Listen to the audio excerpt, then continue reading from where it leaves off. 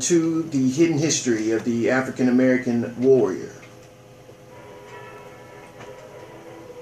Good to hear from Rip over at Victoria Falls in Zimbabwe. You can go to the Facebook page if you're not already there and check out that live video.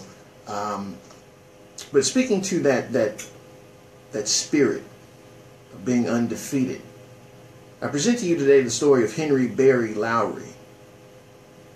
Back in 1853, the Lumbee Indians were a triracial people. These are descendants of several southeastern native tribes, Caucasians and African Americans, banded together in an actual band of Indians, the Lumbee.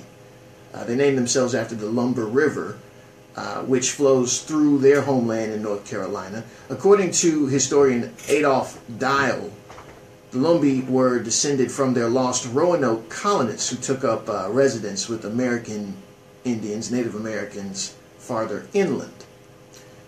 During the Civil War, Southern whites abused the Lumbees by capturing and subjecting them to forced work at Confederate military positions under the worst circumstances. They experienced short sleeping periods, little to no food, lengthy exposure to the elements. To avoid the forced labor, some hid out in the swamps and piney woods. Others coped by fleeing from the labor camps into North Carolina's wilderness. Confederate Home Guard retaliated by menacing the entire community in Robeson County, North Carolina. All of the native community in that county saw the brunt of the Lumbees' rejection of being subjugated to slave labor. Faced with these measures, it was a teenager, the young man I just mentioned, Henry Berry Lowery, who rose up and created a resistance movement of African Americans, Lumbees, and at least one Caucasian person documented in 1864. Now, his brother-in-law was a guy named Boss Strong. Boss became his right-hand man, his lieutenant, despite the fact that he was only 14 years old. These are teenagers. Their guerrilla band looted plantations and gave their spoils to the poor of Robeson County. Even after the Civil War, the group clashed with white vigilantes like the Klan, who sought to take out those who formed this insurrection. In 1866, 1868, and 1869, Lowery narrowly escaped capture. By this time, he was becoming a legend to the Lumbee people. In 1871, Lowery was paddling his canoe down a river. 18 militiamen attacked him from the banks of the Lumber. Using his canoe as a shield from the barrage of bullets, Lowery slipped into the river and counterattacked with his rifle, gradually moving toward the riverbank and the militiamen, managing to force them to run. This is one teenager versus 18 militiamen on a river. They had the high ground. He had a canoe and his rifle and a heart big enough to defend himself. By 1872, Lowery had vanished. It was rumored that he had been murdered. However, there was never a bounty claimed. He had a high price on his head, and that bounty was never ever claimed. And as late as 1930, the Lumbees swore that he was still alive, living in the backwoods as an old man. Henry Berry Lowery. When you're questioned about what can a teenager do, or when your teenager tells you what they can't do, just refer them to the story of Henry Berry Lowery, Lumbee Indian tribe, resistance fighter against not only the rebels and the Confederates, but also the Klan and militiamen who sought to see him dead. So there you have it, folks. Yesterday, we talked about the situation happening down here ahead of Black Spring Break, in South Mississippi. Biloxi had a city council meeting yesterday. Just to update you on how that went. There will be, I can go ahead and say it that way. There will be some serious traffic issues coming up for this next spring break in April. That is because yesterday the Biloxi City Council approved a plan that would reduce one lane in each direction for about 6 miles on Highway 90, the very bottom of your map up in Jackson. If you're trying to follow along with us here, look at your Mississippi map. That bottom highway is Highway 90. The closed lane would be open for emergency officials to get to and from. The chief, Biloxi Police Chief John Miller, indicated yesterday in this meeting that this plan will not work without Gulfport's consent. They're looking to expand the line, the Biloxi line, from the Beach Road, where it starts now, all the way over to Cowan Road, which is another outlet down to Beach Boulevard, or Highway 90, right down there on the beach, the bottom of the map. But that goes up back to the interstate, back to I-10. So each inlet would go up to the interstate, Highway 90 on one end, the Cowan Road on one end of 90, and I-110 entrance on the other side down in Biloxi. Now, 70,000 people are expected this year. 70,000. We saw a huge increase last year as the previous number, 2016 numbers, nearly doubled. We had 60,000 last year, according to the chief. 35,000 the year before that. Now, let's just put this into perspective here.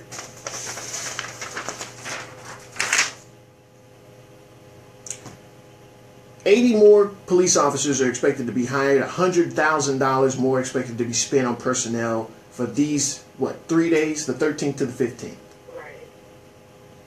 80 more cops in Biloxi. Now, that's not a bad thing. Biloxi will probably need that anyway. What I'm trying to figure out here is, how is this a response to more people coming? Last year, 60,000 people, 46 arrests now. Let's put it all out there. 46 arrests last year. Only 9 were felony arrests. 196 citations, 67 vehicles towed. You may have heard these numbers on this show before. Now, the previous year, only 9 people were arrested in all, but 5 were felonies. Those were from out-of-town warrants, not actual felony charges here on the coast. So, looking at these numbers for the past 2 years, not much crime associated with Black Spring Break. Black Beach Weekend, not a big burden criminally on Biloxi or Gulfport or Long Beach. But, well, if that means anything, and then the economic value to who is another question. If we are seeing 5,000 cars parked over the weekend last year, you can bet that number will be probably around 10,000 if they can find places to park. No plans about parking were introduced yesterday at the city council. No, none of the councilmen had any kind of suggestions. To their credit, however, there will be another meeting for Ward 5 on February 1st. So that will deal specifically with spring break. But I'm trying to figure the logic here, and what I'm coming to the conclusion of is, I mean, we heard the councilman yesterday from Ward 2, Felix Gines, mention being stuck in traffic for 4 hours, which should have been a 5-10 minute drive at most. If we're going in one direction for 7 miles in one lane, that's a recipe for traffic disaster. Not disaster, but it's going to snarl traffic. It's going to snarl traffic. Okay. Now, there was an alternate plan to vent. That's always on the table. Whenever you have events like this, the mayor, the chief, at the drop of a hat can say, I want to close this lane for emergency personnel only. This lane can remain open. That's not, But for 6 miles? So I'm stuck after hearing the council folks speak, after hearing a couple of promoters speak, only a couple of promoters speak yesterday. No one who this would affect who would be out and about, Biloxi residents who would want to participate in this, but would have to get out on Highway 90 in order to do that. Nobody came up and expressed their concerns yesterday. None of them. As a matter of fact, it seems as though there was an apology session, a preemptive apology session. Oh, these folks are just coming down. They just want to come down and have fun. Why does that even have to be said? Why do we even have to articulate that? Of course they're coming down to have fun. It's spring break. That's usually what happens. Do folks come before the city council of South Padre Island and say, oh, these college kids, they're just coming down to have fun. They don't want to cause any trouble. But realistically speaking, well, they're going to come down. They're going to revel. They're going to partake in whatever hospitality we have to offer. Folks would do that on the weekend anyway. But if we're dealing with an influx of 70,000 people and the best plan that we have is to make traffic worse, the question has to be asked, are you trying to stifle this event?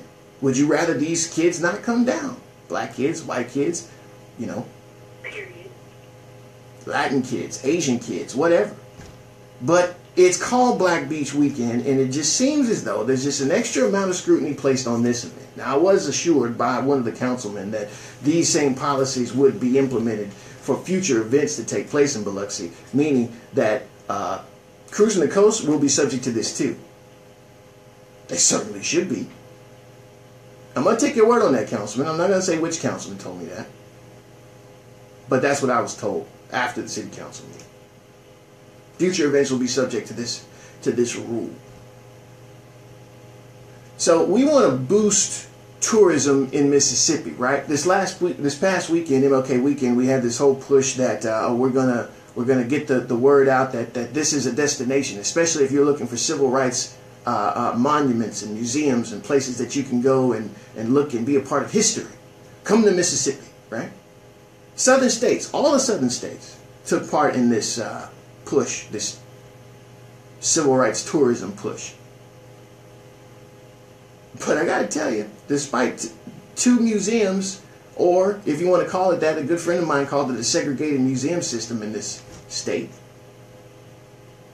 not really representing civil rights too well in the modern era. Doesn't look like it, at least. If we gotta negotiate having two flags just because folks, you know, look at our flag and they're like, well, I'm not going there. That's a Confederate flag. I know what that is. I know what that means. That's a battle flag. It means somebody down there want to fight. That's what it means. That's what it represents. Now, you can dilute yourself all you would like, but that is what it is. And we're not the only ones who realize that. And if you think that's a joke, then go look at what our revenue is, our tax revenue, and how many people actually come to Mississippi and spend money in Mississippi. Look at how we have to adjust our budgets because we don't meet the revenue goals that we plan to accomplish. Because people aren't coming here. So the plan now for Black Spring Break, Black Beach Weekend, Spring Break, whatever you want to call it, is we are going to inhibit the travel of folks coming down to visit South Mississippi to enjoy this weekend. We're going to make it to where, after traveling so far, most likely driving, you'll most likely be stuck in your car for the rest of the time. Until you find a place to park, and good luck with that. How is that welcoming to anyone? Flag issue aside, Biloxi has done the right thing on the flag, but this is almost just as unwelcoming as waving a Confederate flag in front of, 30, 40,000 black kids coming down. Those are generous numbers, but I'm just guesstimating here. If you come down here and you say to us, well, this is nice and all, but y'all act like y'all don't want us down here. I can't say that I don't see where you're coming from. I do. I understand that point of view. If I would have come down, and I did come down. I was in the very first Black Spring Break. I was in a newspaper. Trying to see what I can see. Famous quote. Whatever. But when we came down from Stone County, it was like just a day at the beach with a lot more people. Traffic flow. Now, this is the very first spring break. Now, don't get me wrong, we're in the age of social media. It's really hit a height now at this point. The numbers are nowhere near where they were last year for that very, very first one. So, I'm not comparing on numbers on that. But what I am comparing on is the reception. It could be argued that that very first Black Spring Break caught Biloxi unawares. But they adjusted because they saw, oh wait, there's folks down here. Oh, well, here's an opportunity to make some money. Let's make some money. Hotel industry will not have an issue with spring break going forward if we can maintain these numbers. If we can have 60,000 people every year bankable from April whatever to whenever, 13th to 15th, I think the numbers are, the dates are. If we can count on 60,000 people every year, don't come to me with oh, they'll have no real economic impact. That is bull. And don't believe anybody who says that.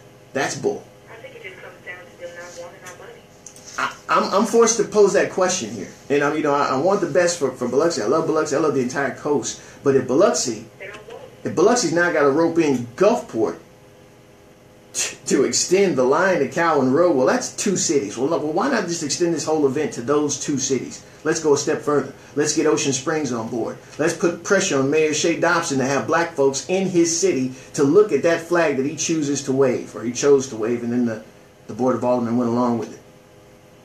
Let's see how that impacts them in real time, since we want to have this debate about Biloxi being this great tourism destination. If we're being honest now, otherwise just say, okay, we don't want those dollars, we want these dollars. Be as honest as your president. Say we don't want kids from Atlanta, we'd rather kids from Denver. Yeah. We don't want exchange students from Puerto Rico, Dominican Republic. We'd rather folks from Amsterdam come over. You see where I'm going with this? And I hate to be in this position, I really do, but I feel as though, based on what I saw and what I didn't see yesterday at the city council meeting, and folks in Jackson, I know, but I know you guys love to come down here as well. And this will affect you when you choose to come down here or not for spring break or any other event going forward. But especially for spring break. Because this is a predominantly African American attended event from all over, not just Mississippi, not just Georgia, not just Alabama, not just Tennessee, from all over. Don't fool yourselves into thinking that the word has not gotten out about this thing. And also, don't think that the word won't get out if these folks aren't treated fairly when they come down here. If they aren't felt like they are welcome just as much as folks with classic cars or speedboats or rare sausages to come down to this area are welcome. If they're not just as welcome, that will have an impact. Trust me on that. Well, we know that we're not welcome.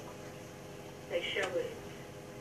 And prior to now, we were looked at as trespassers, as far as 1968. And here we are still being treated as trespassers. Well, the trespassing, but let's be clear here. No one was going down on the beach and forcing folks off the beach with clubs, bats wrapped with barbed wire, blackjacks, guns. No. So there's a little bit of a difference from folks being kicked off the beach with violent intent than folks being advised that they're... No, you're not getting... Well, no. The difference are the laws here. The laws here. We walk on a slippery slope if we're trying to compare the beach and protest beach to spring break. So I just want to make that clear. We're not saying, but it's not the same. It's not the same at all, But we're talking about folks being welcomed here. Well, show that. How is that? They're not closing the beach. They're not closing the beach. But if you stand by that, if you believe that, you've got to show that. Folks can come and say, well, look at the traffic plan implemented by the police department, and look how that impacted traffic. Folks were stuck in traffic, 5-6 hours at a time. They'll be able to point to that specifically and in real time say, hey, look, this was a problem.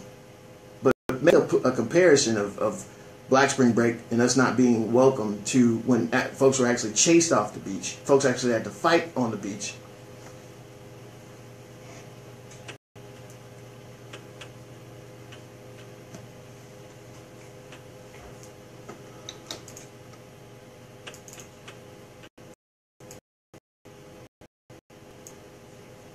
It's not treated the same. And that was brought up. It's not treated the same because other cities down on the south side of the state, those coastal cities are more inclined to welcome those other events. Why? Perhaps organizers or promoters or whatever from those events reach out to the leadership in those cities and say, hey, we want to come to Ocean Springs and we want to have this event on this weekend. Not necessarily a spring break event even, but at least at that point, it will be clear that during this time when folks are down here for this seasonal event, some folks will be in this area hosting an event. It's about the dollars. If you're showing them, I am bringing revenue to you, you're more inclined to get listened to, or at least that's the rumor. We're trying to figure out whether or not that's actually true. And if it's not true, why isn't it true? If our dollars aren't good enough, say it. Be real clear. But don't make it like there was this great catastrophic event last year that caused you to automatically, shift how traffic flows. And traffic will be snarled not just on Highway 90 thoroughfare, not just on Beach Boulevard, but going up to I-110, up to 10, going up Calhoun to I-10 on the other end in Gulfport, if Gulfport agrees. There will be significant impact all 3 days to not just interstate traffic, but folks who just have to go about their normal day, regular traffic. This will impede that, on top of making folks feel like, oh, well, why did we even come here? Did we come here just to sit in traffic all day? Right. This perception goes farther than just the folks here that weekend. But I feel like with everything that happened last year, not everything, one thing in particular, with the mall event that happened after Black Spring Break last year, there's a significant fear among some in this city specifically, and perhaps those residents have gotten into the ear of their councilman or their police chief, expressing that they don't want that element in that area. If that's the case, that should be made clear. And then these folks won't even come, and you won't even have to worry about that. Biloxi residents who will go about their normal day-to-day affairs won't even have to worry about the traffic snarl. I think it was Mr. Crowell who said yesterday that he'd rather Black Spring Break just call it off until they show with their flag, this state, that you're welcome. After yesterday's meeting, I'm a bit more inclined to agree with Mr. Crowell. Because that is the perception. And not only I got, but a lot of folks there got as well. So, you are planning on coming down for Black Spring Break, we welcome you. Or the People Station especially, our local affiliate in Gulfport will welcome you and let you know everything you need to know to stay safe in this area. But just be clear that you're gonna have a lot less area to maneuver until it gets so bad that they'll have to force this alternate plan with venting, which is already something that they could have done. At the drop of a hat, this one lane thing could have been implemented. Once whoever saw that it was getting too congested on 90, they could have said, okay, well, we need these first responders to be able to get through. Let's close this lane down. How long? Well, however long we need, 6 miles, let's do it. And it could have been done just like that. But to come to that, to get off the interstate from wherever you came from and be welcomed by that, plan to come early if you are planning to come. And like I said, we welcome you. We want you here. We want you here. It's just a shame that we can't speak for everybody else. 70,000 people causes folks to, drastically alter the flow because they expect that these people will stay just on this mile of beachfront. Why is that? Well, what else is there? Has Ocean Springs said, hey, come down, come over here. Just, we also have this to offer. This looks way different than over there. Look at the different flavors. No. Across the way. Gulfport has never said outrightly, we don't want Black Spring Breakers here, but what events are there? And I'm not just talking to the city. I'm talking to folks in Gulfport. What are you offering these people? What event are you putting on to attract folks to your city to say, hey, look, this is where you want to be? There were a handful of folks yesterday to speak to this. And that's a shame, because there's a lot more than a handful of folks that are going to be enjoying this event. A lot more. Here, locally. I'm talking about Biloxi proper, not even people in Gulfport. One of the guys in Gulfport was from Gulfport yesterday. One of the promoters to speak to this came from Gulfport to talk to Biloxi City Council about his concerns. No club owners. I didn't see any club owners. No party promoters that I know of. Nobody. So, I mean, would your being in that council meeting have made an impact? I don't know. You got February 1st, another event there, Ward 5, another meeting that the councilman is hosting specifically for this. So maybe you'll show up to that. But if you are planning on coming, just be advised. Your traffic will be hampered. Folks, when we come back, we will get into the hearing yesterday that saw some very, very testy testimony about the president's words. We'll be back. It's about that time to get away.